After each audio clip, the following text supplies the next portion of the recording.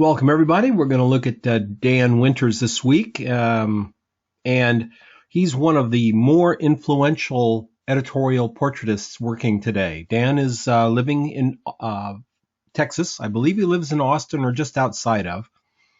Leads a very iconoclastic lifestyle and is known for two different kinds of work. One, a still life sort of construction things where he actually builds something to photograph. Then has two pieces, the art that he built, collage type art, plus the photographs of it, and of course his portraiture. Dan has built a huge reputation on his portraiture because the style is so recognizably his. This is what we call by having a style. This is sort of an iconoclastic view of what having a style as a photographer should look like. Look at the group of images in front of you here, and notice the style. It's there. There's a color palette. There's an approach to the framing. There's a compositional element to the style. There are images that stand out to be different than that, and that's fine. Not every photographer shoots every single photograph a specific way, other than possibly William Coupon, but not everyone does everything the same way. So he has a very legitimate style, very poignant style, and something a lot of photographers envy and would like to copy. We don't want to copy Dan's style. We want to learn from it and find out what about it can help us make better photographs in our style. This particular shot is a favorite of mine. It's using a projection. This is something shot, looks like it's shot through a projector, a slide projector or something. But I'm not really sure that it is. And the reason I say that, and I don't know this image, but the reason I say that is it does seem to follow the contours of the face at certain points, but right along here it doesn't. And the only thing I can think of is that he worked very hard to keep this vertical to be very vertical here. It does contour the face here. It contours the face there and there and there. But look how vertical that line is. Dan Winters is not a photographer like we saw with Herb Ritts, where the model's jumping on the beach and they're spinning and he's catching these little moments where the hair is flying and just, in between moments type of thing. Dan Winters is a very thoughtful and constructivist type of portraiture. He works with a stationary camera. Most of the time the camera's on a tripod, and most of the time the subjects don't move much. Where shooting Bono with Herb Ritts might be Bono looking left, looking down, moving, there's rock music playing, and he's like up and he's down and he's this way and he's sideways and boom and all that great. That's his style. With this shot, it's maybe Bono sitting looking to the right for 10 or 12 or 25 exposures with very slight modifications. Why? Because the lighting is set for that spot in space. It's not lighting that you move through. It's specific lighting for that moment right there, that space. And that's what we have here. That vertical line, I think, is absolutely critical to this photograph. And all the other lines kind of fall around it. So this is quite possibly or probably an exposure of a slide projector or some sort of projection device of that strip of film right where you see it. You can also see the catch light in the eyes. Something else you'll notice in Dan Winters' photography, two other little things that happen. Number one, there's an ambient field light. There's an ambient light to the entire image that's controlled by Dan. If we look at the ears, now this is all in what we would call the shadow back here, but we look in the ears and we see a highlight, and we see a highlight, we see a highlight, right? There's a highlight, wow, there's a highlight, there's a light source for that ear to be reflecting. Yes, there is. We're going to talk more about that. This is how he builds up his images. Natalie Portman. The lovely Natalie Portman, known for one of the things she's known for is her long neck. So if you're going to photograph Natalie Portman, maybe you show her long neck. What I like about this image, what I really think is so special about it, is he's working with her within the frame, but notice how he still has that S curve, right? Boom, boom, boom. Still has an S curve, even with just the head and shoulders. That doesn't happen naturally for a lot of people. For some models and some people, they'll do it naturally, but for a lot of us, it's kind of a slump kind of curve. But he's working with her to get her face back just a little bit to get that beautiful S curve, which really augments her face.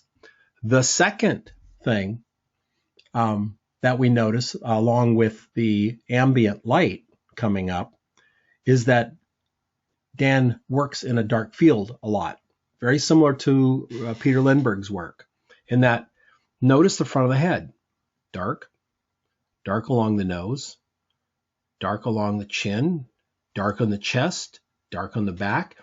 That doesn't indicate white fill cards to me, folks. That indicates black fill cards. So he set up an ambient light, and then he's used a spotlight to bring out her face. How do we do that? Well, we're going to have a video down below here on the page to kind of show you, walk you through how that works. But that's a trademark. Also, notice the spray light in the back. How do we get a spray light? You take your light, your strobe, and you push it as close to the back wall as you can get it, maybe an inch away from the paper. And you fire it, and it'll spread out a little bit. Why? Because there's no space for it to spread out. The flash fires, and it's just getting that little area. Some ambient light will escape it. As you pull it back from the wall, inches at a time, half inches at a time, that spray light will change dramatically. The more room you give it between the light and the wall, the wider it will spread. So he's using a light faced at the wall to light this area up here. Dark field, beauty dish, possibly gridded, maybe small, brought in for this light and an overall ambient light to make sure that all the shadows, etc., are brought up to a point where he wants them to be. Tupac. Great background. Looks like a hand-painted cloth background. We've got a corner thing going on here. We've got a heavy light from the right. Heavy light from the right, and we do have a little light around him here. What does that mean? Well, usually that little light around someone there means say it with me, a ring light. That's right. A ring light. So he's using, in this photograph, quite possibly, I'm going to say he is because he's known to use ring lights for this. He's using a ring light for his ambient light. Because notice that ring light isn't making a very dark shadow back there. It's making a very light shadow. So that ring light is turned down a stop or two from the light that's hitting Tupac from the side. So the ambient light is a stop or two less powerful than the light from the side, and the light from the side is the one that he chooses for exposure. So therefore, the light comes from the side, gives Tupac the face here a half and half lighting, half lit, half shadow, but notice the shadow doesn't go black. It goes to the point where Dan wanted it to go by placing his ambient exposure. Bono. Very similar to the photograph of Natalie Portman.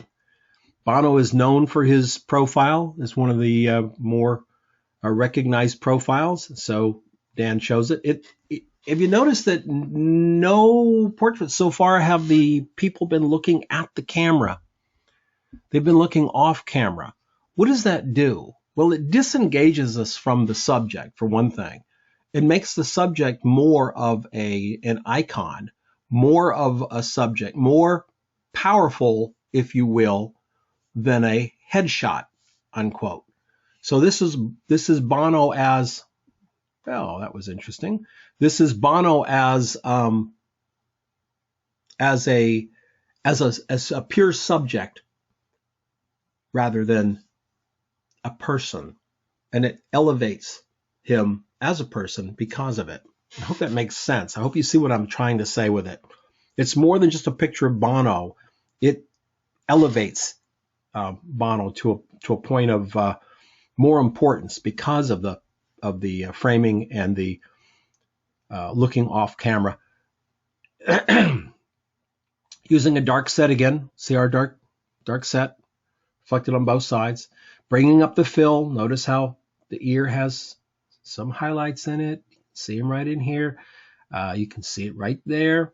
And then, of course, we have the gridded spot or small softbox or something happening here. I'm not going to, I don't know if he uses grids all that often, like open grids, but gridded softboxes, gridded beauty dishes.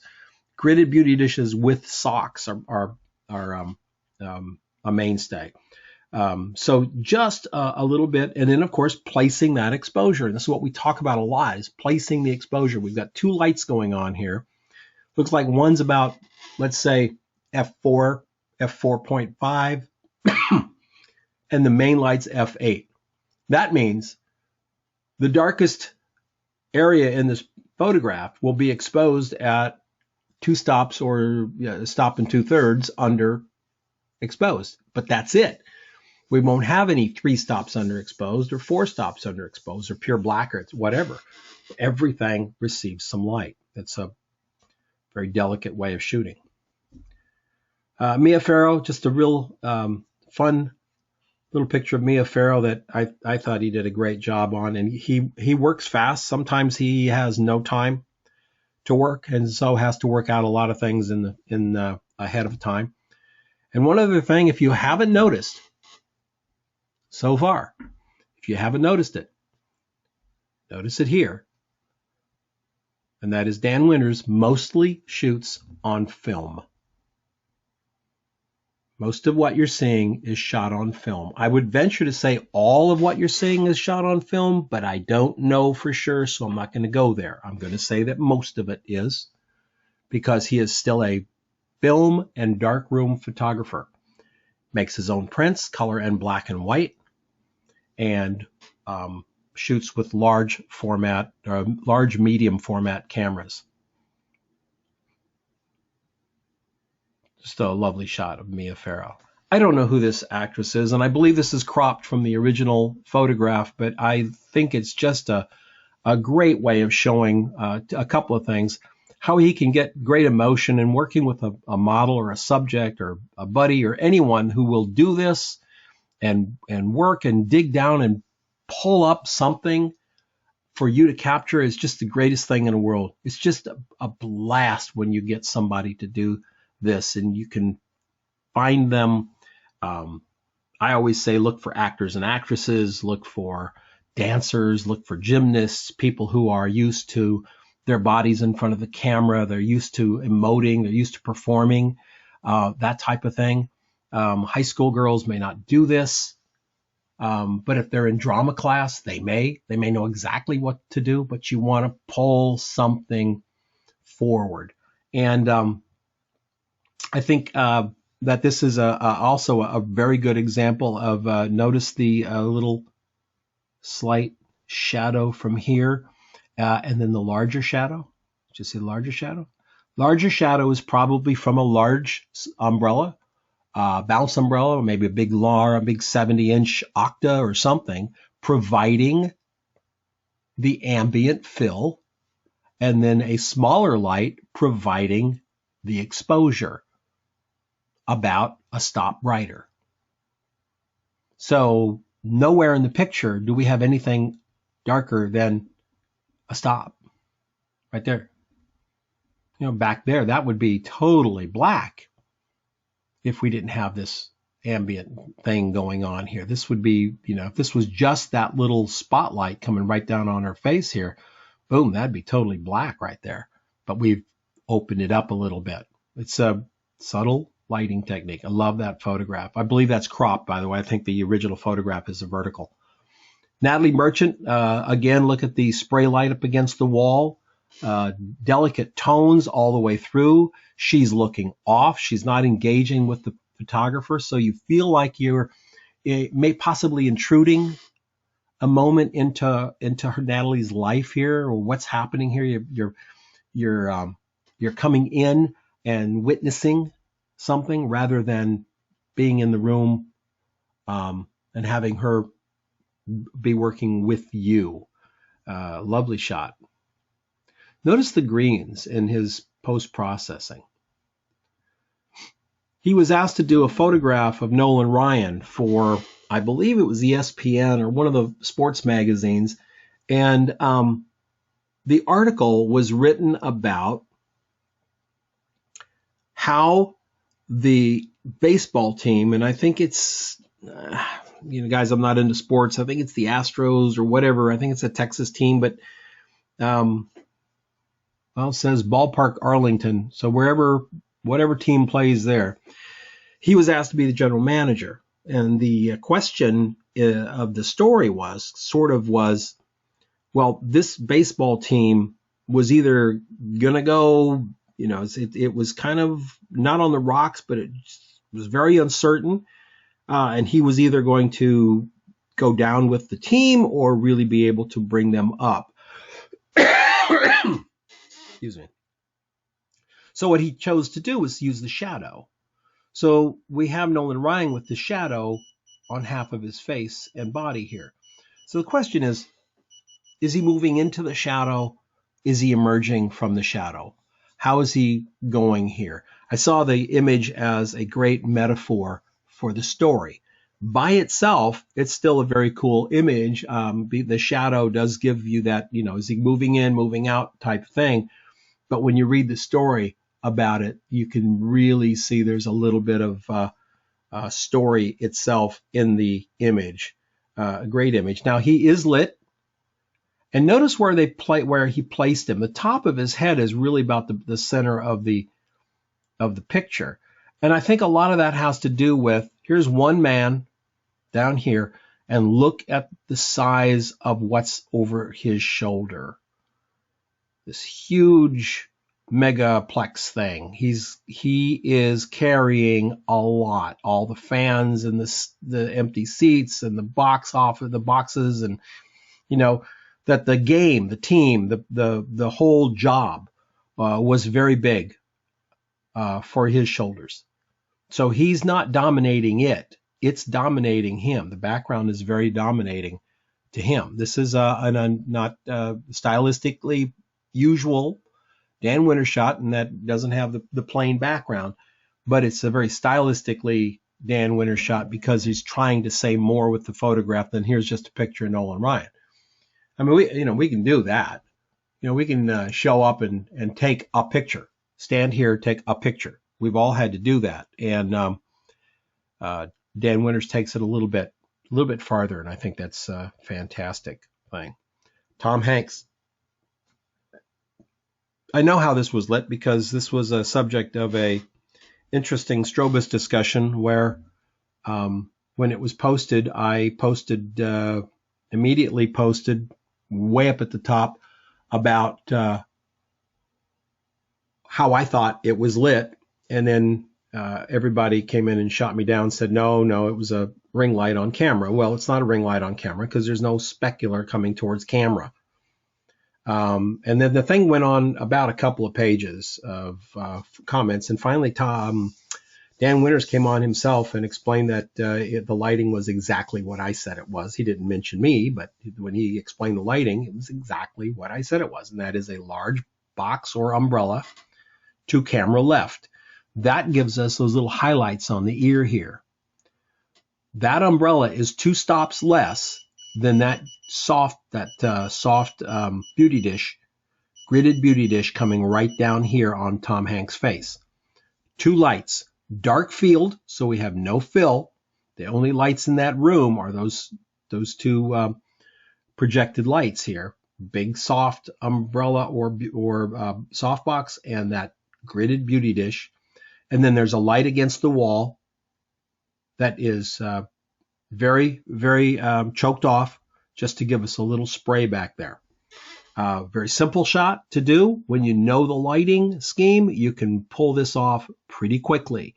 The key is the blending of the 2 here.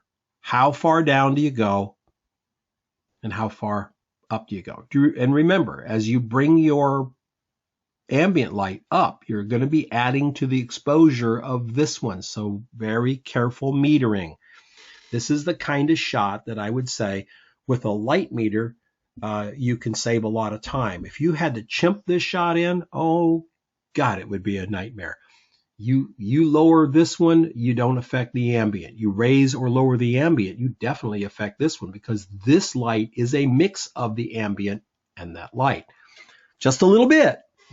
Just a little bit. That ambient light isn't doing a whole lot to this exposure, but it's doing a little bit. And remember, this is shot on film. So he also does, magazine illustrations, et cetera, et cetera. So I thought this was really kind of a fun shot that he did. I think this Texas Monthly Magazine, kind of a fun, quirky little shot. Notice the processing, a little bit of a cross process feel, lots of greens. Even the background has just that little bit of cross process feel to it. Michael Jordan with all his World Series rings. No, Super Bowl rings. I don't know. Wimbledon, whatever. Michael Jordan, same thing. Dark field. Notice the dark field. We get dark all the way around him. Get this very small little bit of light right here that gives us the face, the plate of the face, that sort of stylistically Winters spot on the face. And again, fill. Notice the eyes. See the big fill light right there? See it? And then you see the small spot. That is a small beauty dish or gridded beauty dish or something small coming in right from above camera right, because it's dropping the shadows this way. And it's pretty cool. Pretty cool shot. Anytime you can get to photograph Michael Jordan, it's got to be a good day. One of the videos has that's on the page here has a great story about the making of the Jack Nicklaus photograph here, and talked about having Jack Nicklaus's trademark white glove there, and he put it on and he smiled with it and he held it up and the whole bit. And there was a lull. Jack looked down at his glove